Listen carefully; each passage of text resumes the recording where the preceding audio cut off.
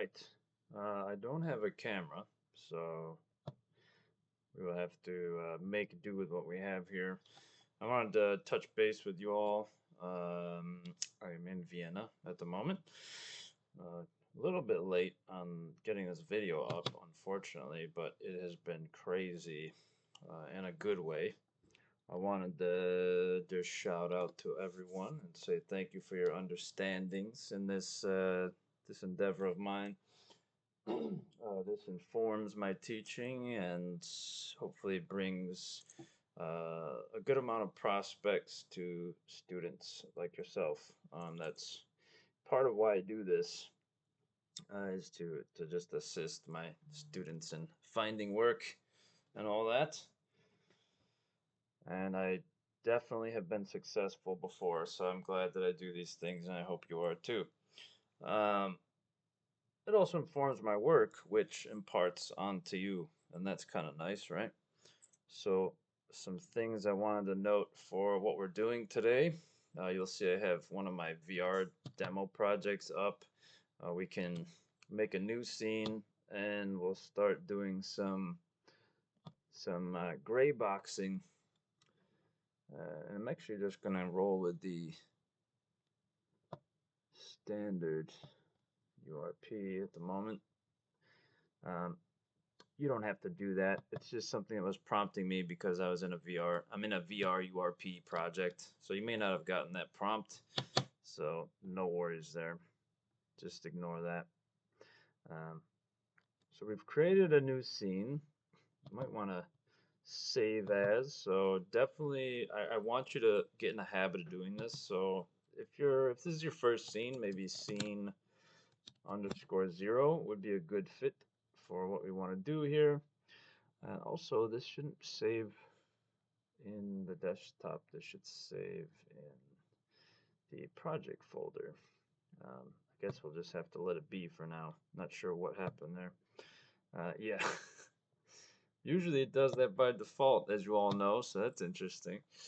Uh, yeah. Oh, wow. Okay. There we go. Very nice. We'll go into our scenes folder. We'll go ahead and call it the Gray Box Demo, because that's what I want you all to be doing. I want you to gray box. This is a part of your work. All right. So hopefully this will help you out with that. I will endeavor to get those damn grades in.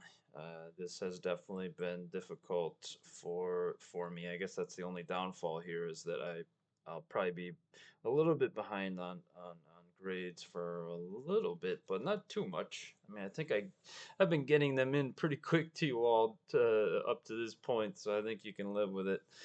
But I do want to at least get you those grades by Friday if I can, and if I don't, I promise to do them on the plane Saturday. So I'll give you that. In order to gray box, though, it's obviously important to have some kind of top-down image to work with. So what would that entail? Well, that would entail actually importing an image as a sort of sprite. So as such, we should probably go into our project folder. Definitely get rid of this thing. I don't need it, nor do I want it. Uh-huh. Okay, thank you, prompting machine. Very good. In the project folder, we have our samples, scenes, settings, Text Mesh Pro, and all the other goodies that you are not using, which is VR, XR related. Again, ignore that. You're just making a simple 3D scene for this part of your milestone. And for each scene, you will be gray boxing. Lucky for you, you only have to make one scene, technically. You could make an intro scene, which is sort of like a menu of sorts, if you wanted. Um, we'll talk about that in class. For now, just focus in on creating the gray box for the scene that you will be handing in as a project. So getting started here, we should probably make some rules. So inside of the assets folder, and the rule being like organize, organize, organize. And in here we would get some kind of folder. So we actually probably have to go up here because I cannot see. Oh, there it is. Okay. And we're going to call this folder models. We'll make another folder called images. Inside of this folder, I'm going to go ahead and import into that an actual image. So we'll grab our image from, in my case, from Documents 219, and it's just going to be a top-down. There she is, house top-down. You would be drawing out your own legend or your own level design at this point or the next. So just keep that in mind. I want whatever you're making should be custom, right? This is a demo, so this is no finalized work. This is not something I want you to copy or anything like that. You are customizing your own world. I'm just simply showing you how you can properly build that world from the bottom up. And we are at the stage of gray boxing, so let's get into it. Inside of your image import settings, so remember to click on your actual image here to get to it. You all know this from 2D class, so not that big a deal, I suppose, but wanted to just highlight that. And we're going to make it a sprite because we're going to use it in the scene, and it will definitely be hidden later, but good to have that in the scene so we can then work off of it. So then click on that image inside of the project folder and drag it into the scene. If you want it to be, so I'll undo that. If I want it to be, use Control Z to undo. If I wanted it to actually be directly in the center, I can grab it, plug it into the hierarchy, and it'll go directly 0, 0, 0 for the position.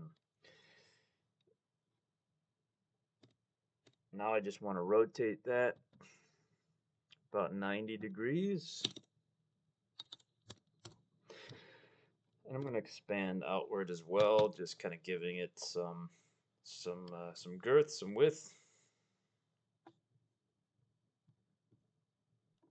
I don't have a mouse with me either, so what I'm doing is I'm using a mouse pad to sort of illustrate this process here.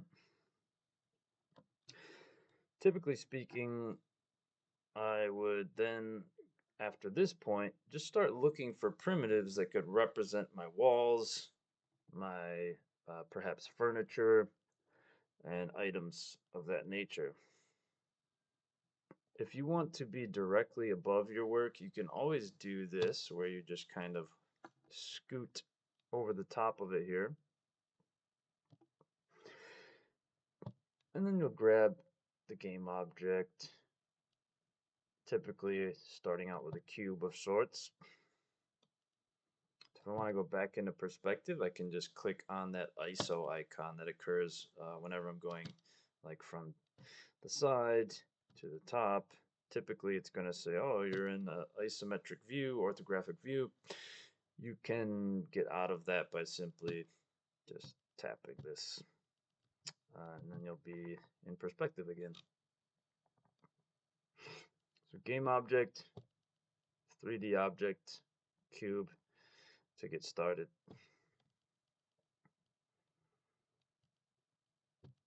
Now, if we are going to work with this, and I'm not going to do the whole thing, obviously, that'd be wild. Let's first get the proper width here. So we can do that by simply clicking and dragging, and maybe we do something like that.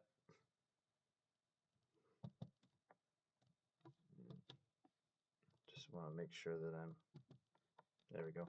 I have to double tap on the the laptop to get to work properly. So now we want to actually see, uh, what it looks like with the walls and such.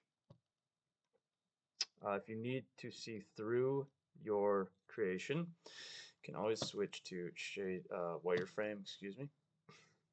Um, in our case, it's probably best to just stay on shaded due to the fact that you can always just go into here and boop, boop, boop. Oh, we don't want to do that one. We want to actually do this one. So we could actually go into the material itself and adjust its for its transparency. Let's make a material so that we can do that. And we'll just use this material across the board here. So what I did was I just went inside of here, and obviously you wouldn't put this in here. You'd make a separate folder. So let's do it right, and we'll make a material folder. Create and material. We'll actually want a folder. So let's get the folder. Call this material. Inside of this, we'd like to do create, and then find our material. So always make folders for different things. I mean, that's definitely ideal for teams and for just working with others in general, but also highly useful for yourself. Like in cases like this where you may have to find the material to add to another object at some point. Definitely a good thing. As for what we need to do now, we'll just say wall 1. We're going to actually click on the color or base map color of that material. It's going to pop up with a color wheel. We'll just bring that down to something like 100. We'll drag it right on top of here. Now, typically what will happen is you won't really see a difference here. You have to change some stuff, that being the transparency. It's very important to actually see the alpha transparency in the base map color. If you want it to be a little bit more unique, you could just maybe warm it up or cool it down, right? And really just kind of customize the color of that. In my case, because everything is so warm on the image, I'm going to utilize the colder color for a means of standing things out a bit while I work. So venturing off into, making this a little bit more accurate for us, let's first get into a top-down view. I'm going to just expand this here, zoom out, and just get a little bit more of an accurate view of things. Press W.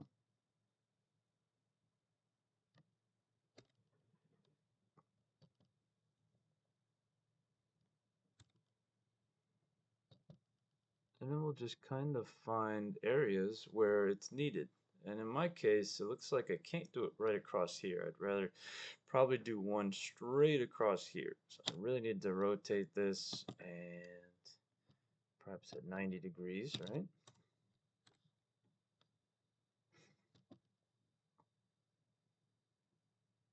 Yeah.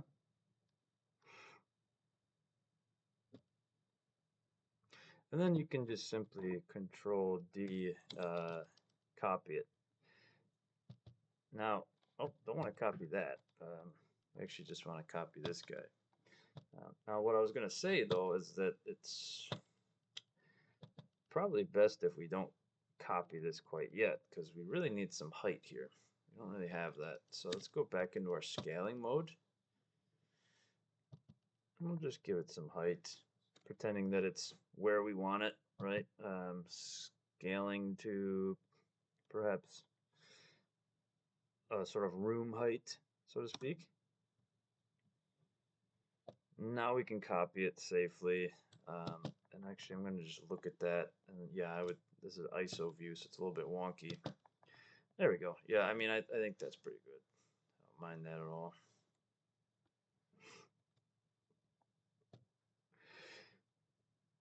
Back to that ISO orthographic view there. I'm just going to copy that. Control D. I'll bring that up to the top frame. Control D again. Bring it down to the bottom frame area. Control D, rotating actually back to 0 because that makes sense. And we'll just, because we're in orthographic view, we can grab this and it won't make too much of a difference for us. That's pretty good. Control D again, bring that across, and then Control D again, bringing that here, but shrinking it down. I'm pretending that I want to make this environment, right? And with gray boxing, the great thing about it is you don't have to be accurate, right? It doesn't have to be exactly the way it should be. Don't worry about that because it will change when you get your final result. When you actually go to create the level itself in Maya. So if you went into Maya, you're basically just sort of uh, stemming, maybe changing things after gray boxing just to see maybe there's a better sort of situation for a space to be larger, or maybe a space should be smaller, or a longer sort of tunnel that you're adding on, etc.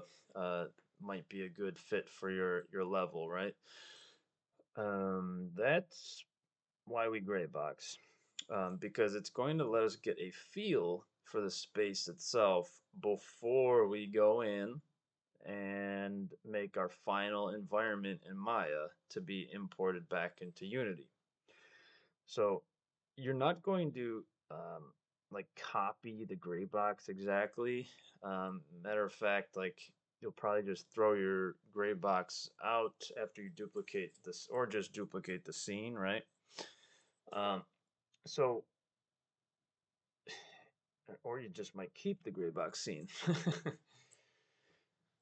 Either way, you'll be making changes. It's pretty much guaranteed when you go to try to finalize things. So gray boxing lets you find the feeling that you desire in the spaces. So space has a sort of psychology to it where people might feel more uh, sort of claustrophobic, or perhaps you want them to feel more victorious, so you have them in a more prominent position, less powerful, or not being as dominated by the space, but also feeling like you're a part of a big space, right? You're part of this bigger thing. Those are the type of psychological aspects I want you to think about. And play games, right? Like go and explore games that do this. Skyrim is amazing at it. Love me some Skyrim. If you have Sten loves Skyrim for many reasons. Um, I love the classic Skyrim. It's just so good. Um, any video game really. BioShock is phenomenal. Very historic video game that really took the psychology of space to the next level. So look at these types of games. You know, Bethesda is just phenomenal at making good spaces. With that said, make it your own. Find what they do in those games, but make it your own. How can you be a bit different? Explore something that hasn't been done if possible, and if not, just sort of reinterpret what has been done, and it'll still be your own and it'll still be unique. And that's what's great about just the arts in general, is you can still steal from others, but to the extent of like ideas, but we all strive to still make it our own. Otherwise, what's the point, right? We know when something is copied. So do that, make it your own, and proceed. So I'm just gonna do this. Lucky for you, you're actually drawing out your own space, so it kind of is all good from the jump here. So there's that. And for something like a bed, with regards to like doorways and such, I would probably just actually make walls smaller and leave a little space for people to that resembles the door, and let people walk through that. For the beds and furniture and stuff, you can just use a cube of sorts, right? There's also Procreate, which allows you to do some fun stuff with gray boxing. That's another option. And I really need you all to look at the other content that highlights what gray boxing is all about. Like, watch that video. It's really, really important that you do that. The video being, it's the gray boxed game. It's essentially a walkthrough of a gray box game. It's really quite fantastic. So take a gander at that and go from there.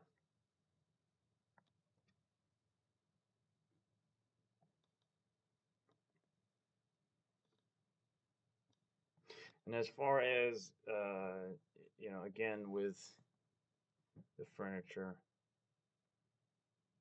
little cube here. Just gonna scale it out a little bit.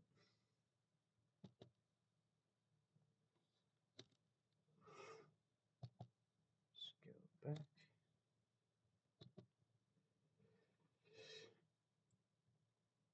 Gonna make this at 90 degrees. Move this over to the old bedroom area. Nice center bed space. And you could give it the same material that you have. So we would then just kind of click and drag this in. Oops. There we are. Make sure that it's in this proper location here. So just like I said, if you wanted to, I mean, you're going to need to do this. So if you need those doors, just shrink this down. Maybe there's something like that. Looks like there's a door there and a door there. So we could probably scoot this over, duplicate it, duplicate it.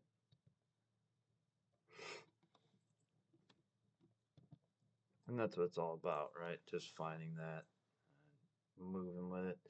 Eventually, you will have to put a floor in and a roof and all that, right?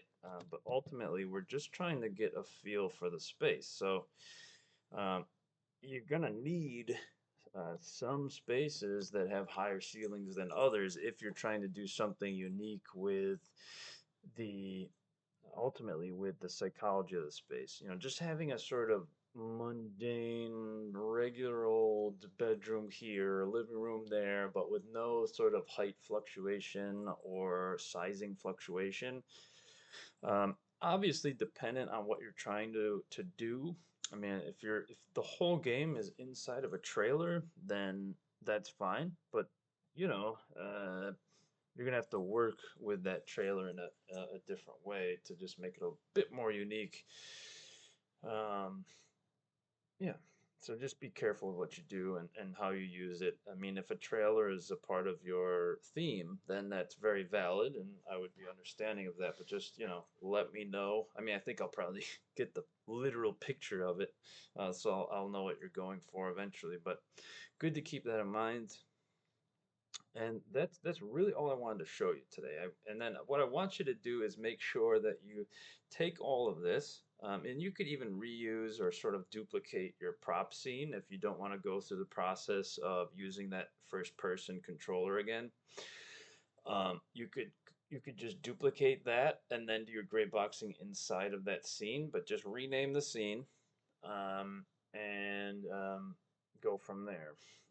You'd probably also want to rename the project itself. Um, if it were me personally, I would start with a new project, but if you are intending to, uh, if you don't intend to sort of publish this in any sort of way or intend to, yeah, I mean, you can totally duplicate that scene and then just rename it, and hopefully rename the project as well, and then you can build from that. I'm perfectly fine with that. I just want to make sure that you do what's best for you.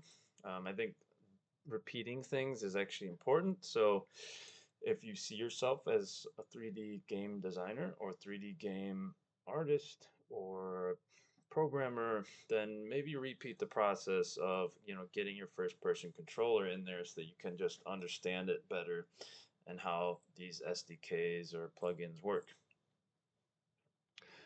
That's pretty much it. Obviously, I didn't do a lot here, but I don't have to, right? This is just me sort of telling you to sift through your space using your top-down legend or key map and build it out with primitives or with Procreate tools. And that's something that some of your colleagues might be using, so definitely reach out to them on Discord and see what's possible and how they might be able to help you. Um, Trying to think of anything else that I might want to say before I sign off here. I believe we're good. If you have any questions, please reach out to me on Discord and have a lovely, lovely day. Bye bye.